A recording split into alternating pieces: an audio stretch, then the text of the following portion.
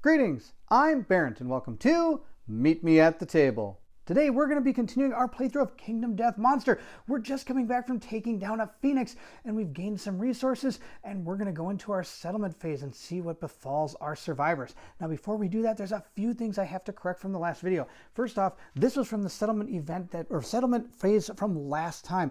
Riverwind was able to gain 4 courage, but I put it under understanding instead, and he went ahead and did the white secret. That was wrong. I should not have done that, so I've erased his disorder that he got from the white secret, and I've also erased the ability he got from the white secret as well, and also some of his insanity. I also removed that as well, and gave him the 4 courage here instead. So Riverwind I've gone ahead and fixed. The other survivors I have are going to go ahead and gain their hunt XP and also their weapon proficiency. So if we start up here, Palin is going to get 1, so is Mina, and also Ashra is going to get 1, and Ashra has entered her second age event, so we're going to take care of that. But she's also going to gain a dagger weapon proficiency, he's going to gain a katana weapon proficiency, and she's going to not gain a twilight sword. She didn't hit with the thing. I don't think she's ever going to hit with the thing. All right, that's them. Now I'm going to go ahead and take care of this age event right there. Now, we've seen this age event more than once, so I'm not going to go ahead and read any of this. We're just going to know we have to roll down here on our improved reflexes. That says the years sharpen your reflexes. Roll on the table below. I'm going to roll 2d10 and see what we get. We got a 9. So a 9 is going to mean that she's going to gain 1 permanent strength. So she's going to gain 1 more strength, bringing her to 3. Wow, she's becoming an absolute beast for only going on 1 hunt. Now that we've gone ahead and taken care of all of that, it's time to start this settlement event. And if you're excited to see what happens, then I need you to meet me at the table.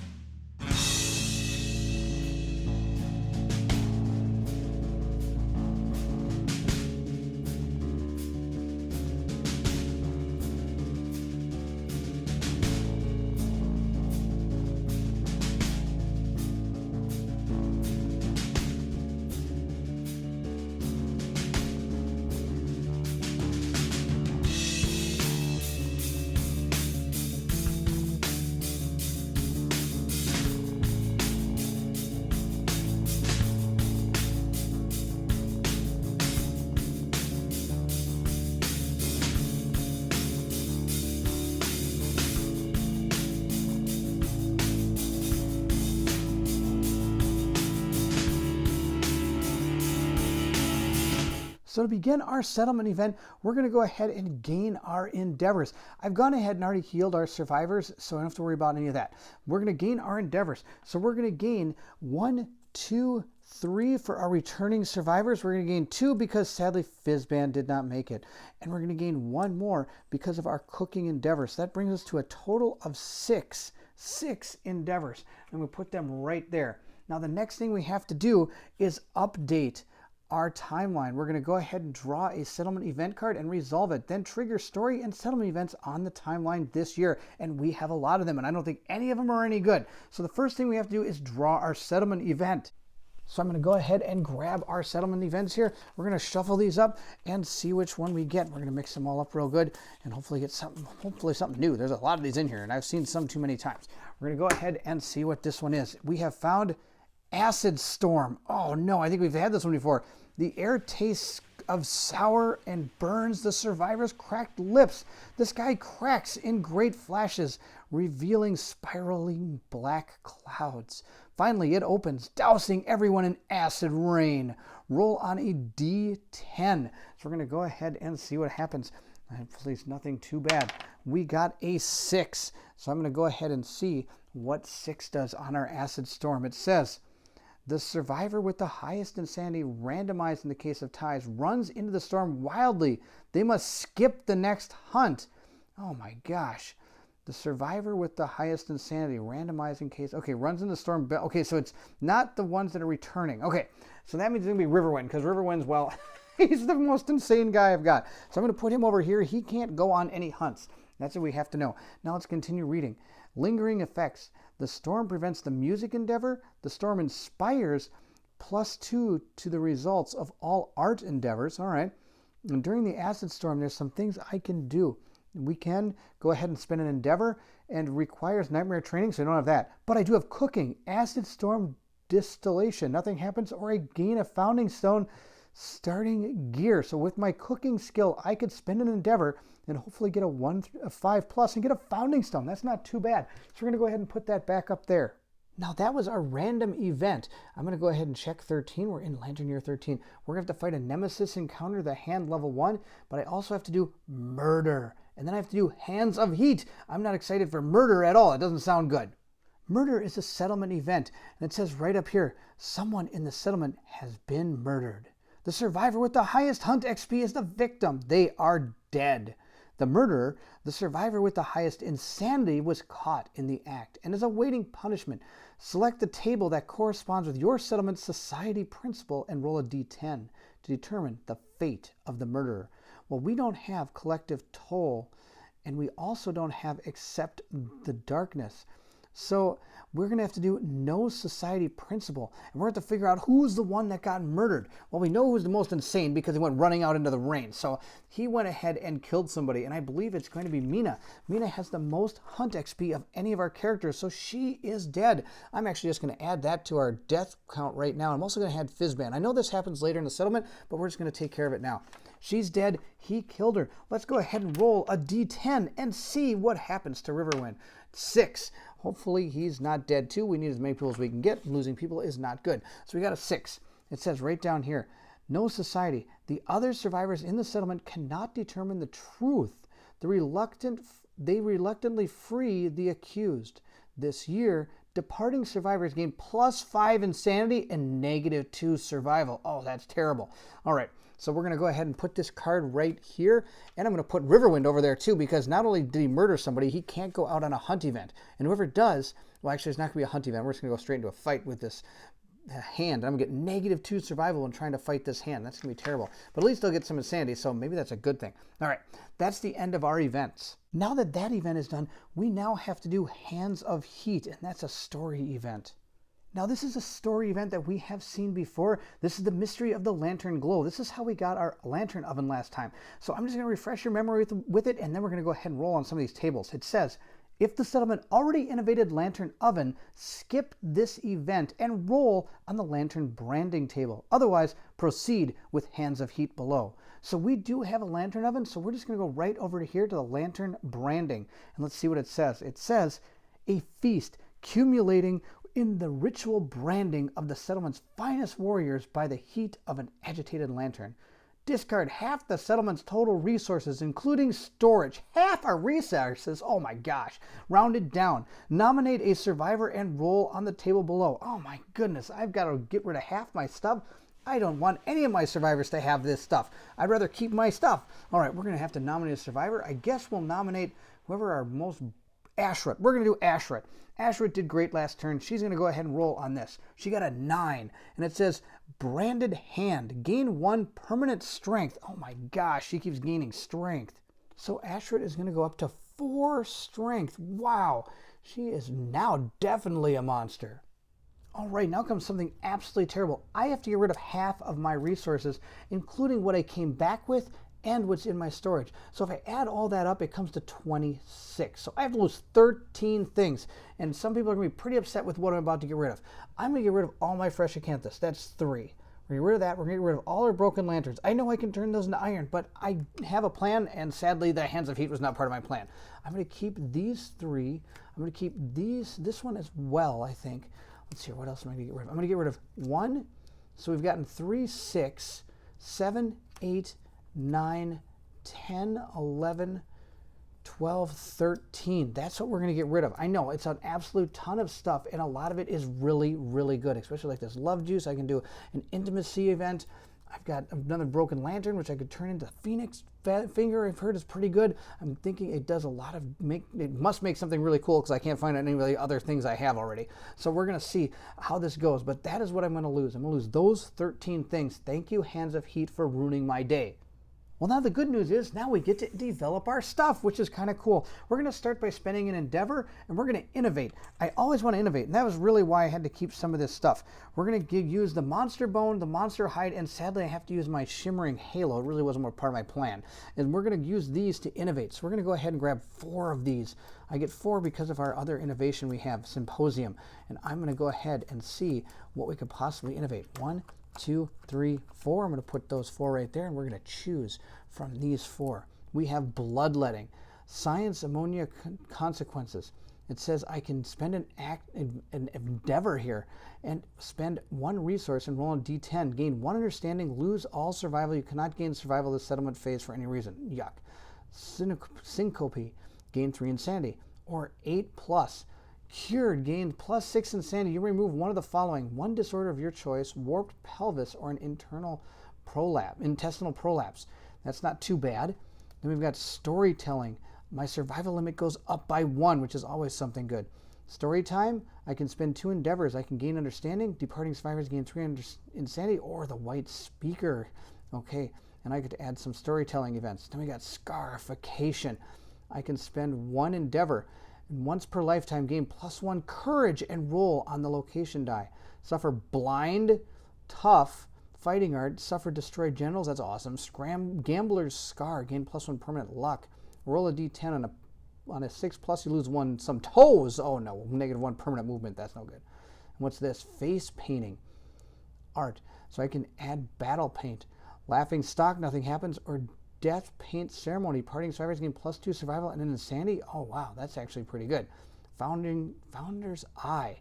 Roll a d10. An accidental mess, nothing happens, or gain +1 on all rolls on the intimacy story event this settlement phase. Oh my gosh, I think we're going to do face painting. That sounds like a plan. I think that's a really good one. But I want you to tell me what you think would be a better one. If I get something that's way better than what I have, then I might change it up. But we'll see how this goes. I think I'm going to take face painting. That sounds pretty good. I can maybe start with some survival and insanity as I depart, or I could even get extra on my intimacy rolls. Of course, I do get to roll 2, so it's really not the best. I bet this is better for survival of the fittest, but I think that's going to be our story event. The bloodletting one is kind of cool, but I don't need this extra insanity, and unless I get an 8+, nothing's really going to happen for me. Storytelling is kind of cool, but I only get understanding, or I get more insanity. I'm not too fan about this. This is the only other one that might be kind of cool, because I also am going to gain courage, which would be kind of cool. But we're going to take face painting. We're going to put these 3 back in the deck, and we're going to put this one up here. Oh, but that other one gives us +1 permanent, survival limit. Oh, I forgot about that, and that's really good. I can get up to 9. Well, I think 8's doing. I think 8's pretty good right now.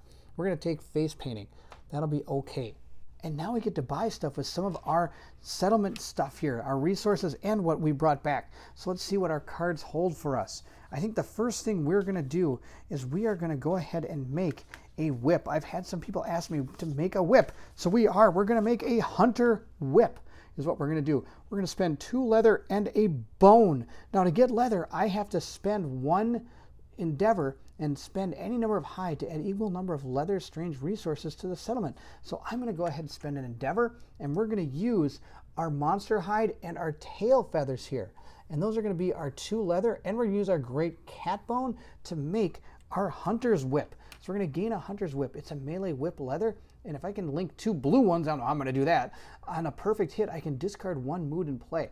And it's a 3 speed, 6+, and it does 3 strength. I think this is going to be a really good weapon. So we're going to go ahead and develop that. We're also going to go ahead and spend our Eye of Cat, our Phoenix Eye, and our Elder Tooth. We're going to delete all of those from there. We're also going to spend our Musculent Droppings and our Pustulates. And to do that, we're then going to be able to create our Cat Fang Knife. Oh, I'm so excited for this. 4 organs, and I use the 4 organs and my elder cat teeth to go ahead and create our Cat Fang Knife. 3 speed, 6, and 2 strength. And look at this, 3 of these on a perfect hit gain +1 strength token. When you're knocked down, remove your +1 strength token. Look at all the red things it can manage to get. All right, I hope those were pretty good. If you think I did very poorly, go ahead and tell me, because I am still a noob at this game, but those are what we decided to build. I still have 4 endeavors, and I think a lot of these are going to go into augury because we have a big fight coming up, and I'd hate to lose a lot of people and not be able to recover from it. Not to mention, I lost almost everything I own except for my iron. The 2 iron is the only thing I have left that I can even use. I've used every other resource I have. So I think we're going to go ahead and look through our innovations and see what we can do. I think we're going to use this face painting one first. Now that I think about auguring is probably not the best because if iron's the only thing I have, if I roll that terrible thing that makes me get rid of a resource in order to gain a, a survival, that's going to be terrible. I don't want to lose any iron. All right, let's see what we can do here. I can use battle paint. Each death ceremony departing survivors gain +2 survival and +1 insanity. I think that's a good idea. We're going to go ahead and use an endeavor to do that. So we're going to roll a d10 and see what happens. We got a 5, so it worked. We were able to gain +2 survival and an insanity when we depart. So I'm going to put that right over here next to our murder card to hopefully remember this is the kind of stuff I have to deal with over here when it comes to departing. Let's look through the rest of the stuff and see what I can find. Paint, let's see what we can do. Scrap melting, purification. That's not going to help. I don't have any scrap. Cooking doesn't help because what's this? Spend 1 organ and a bone to cook a stone. Nope, that's not going to help. Language doesn't have anything. This doesn't have anything. Well, I don't know anything else I can really do. I think it does look like I might augury, but I really hate to lose that iron. What's bed? Nightmares. Gain +1 insanity. You cannot endeavor again this settlement phase. Skip the next hunt. You may remove broken arm, hip, rib, or ruptured muscle. I don't think I'm going to do that. That's it. Oh, no. But let's see what I got up here.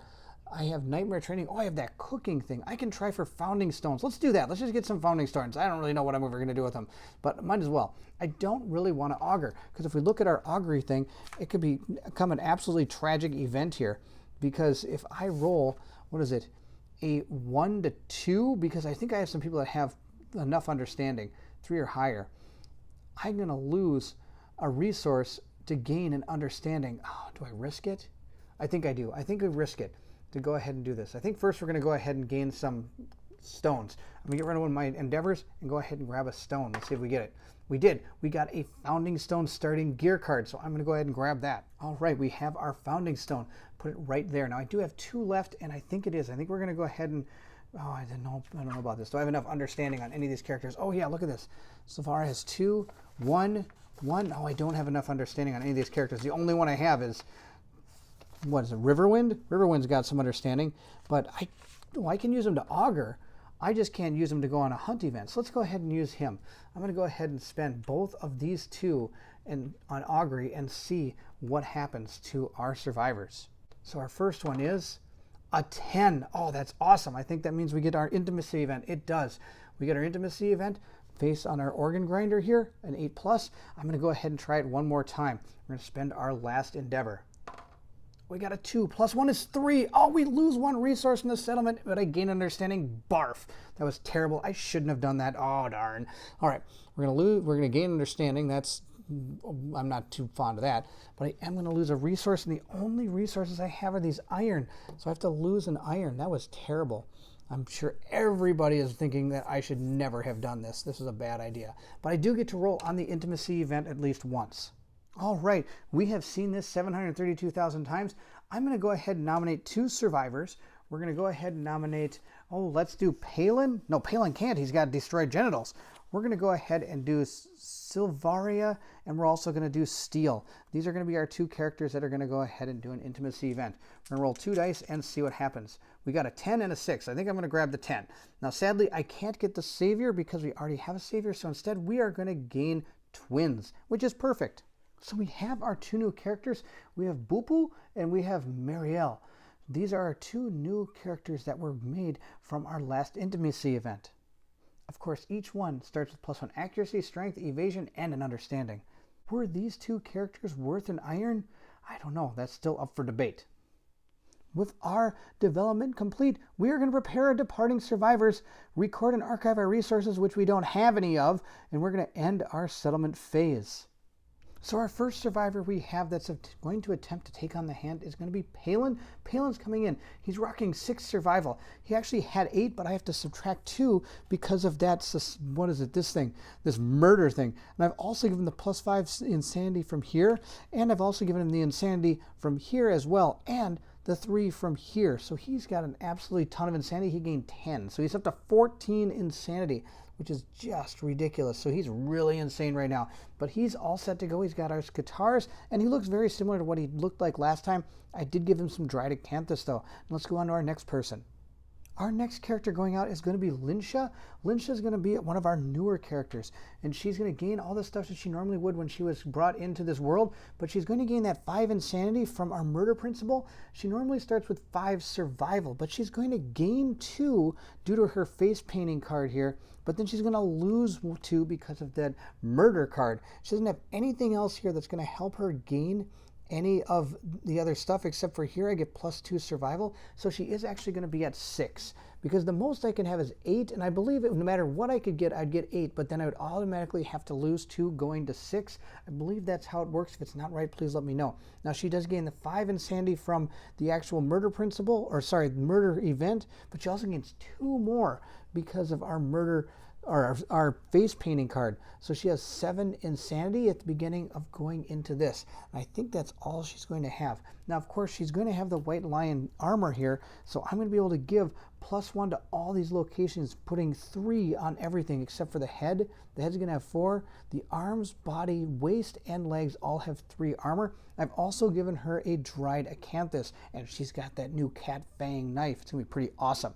So our next combatant is going to be Bupu. She's another new survivor. We're going to go ahead and put her in that leather armor gear. I want to see how this works.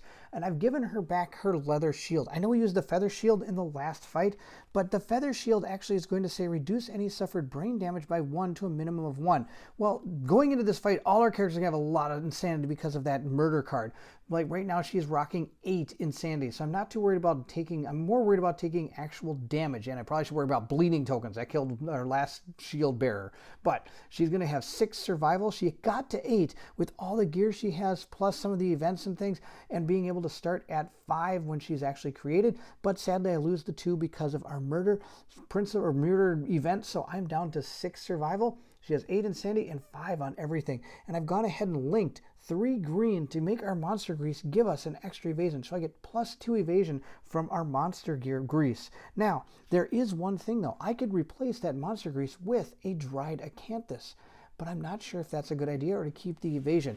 I would like to know what you think in the comments below. Should I grab the dried acanthus and replace my monster gear grease? Or should I keep the monster grease and ditch the dried acanthus for now and give it to somebody else? Please let me know. And our last survivor that's going out is going to be Steel. Steel's kind of our wild card again. I really need to start working on this character. We've got 3 really well sought out characters, but then we have this one that's rocking the rawhide armor gear, which is just fine, but I really don't have a weapon or an idea with this character. Right now, we of course have our cat eye circlet. We're going to keep on rocking that thing. I think it's going to be really good. Now, this character only gets 2 armor and everything. I hope that's going to help. 9 insanity and 6 survival again. So that's where this character sits. I did give him the claw head arrow and possibly the king spear. Maybe he can attack with that if he gets close enough. Otherwise, we can shoot a bow. I don't really know what I'm going to do with this guy. Probably a lot of that is what I'm going to do.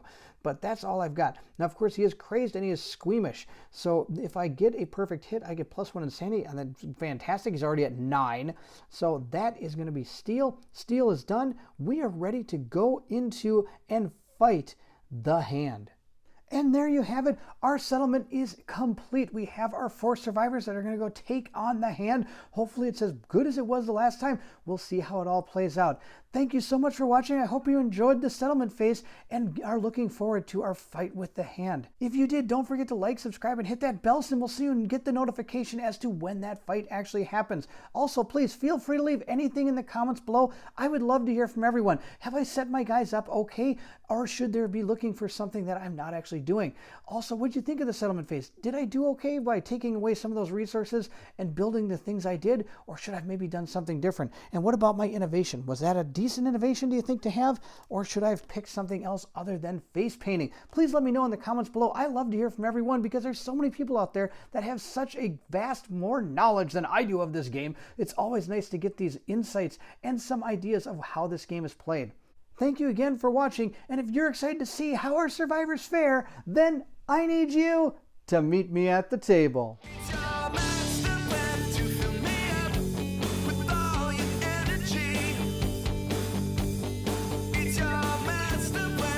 said